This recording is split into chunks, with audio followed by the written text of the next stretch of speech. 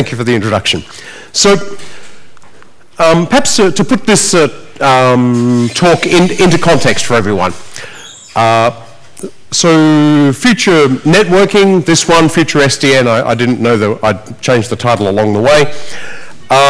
This is actually largely about the reconfiguration of networks, what some of the driving forces have been, and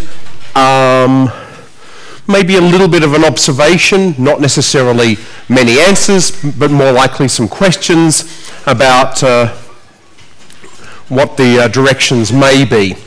Now, it's where the perspective I take, and to be fair, reconfiguration systems are my things I'm involved with on a day-to-day basis, so I'm allowed to be a little bit biased.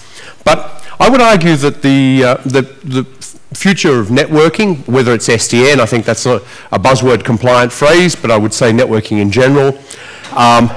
This is where reconfiguration systems, this is where they have their heartland, this is where they came from. There's some challenges faced by them, and let's have a look at how they may evolve to face those challenges. So first of all, this is so I was in two minds as to whether to put it in. Someone encouraged me to leave it in, so I did.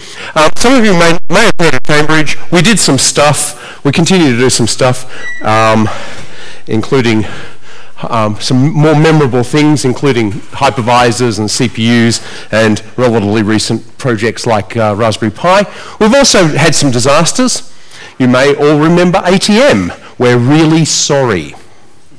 Really, really sorry. It wasn't entirely our fault, but we also had some very neat ideas that never really caught on. Never mind. So, this is what I tend to think about, is what role does reconfiguration have in future networks? And the context for this is future networks need flexibility, future networks need speed, and we now can't do any of this without paying close attention to the consumption of electricity or the production of heat, or both of those, often obviously related. So flexibility is actually so the network architect's dilemma. It's actually the network operator's dilemma as well. The reason we don't get to have all our neat ideas deployed, because our students come up with a great idea for some fancy new routing algorithm, and funnily enough, when you go to the operators and say, I've got a fancy new algorithm, I'd like to deploy it in your network, they generally didn't talk to you in the first place. And if they did talk to you, they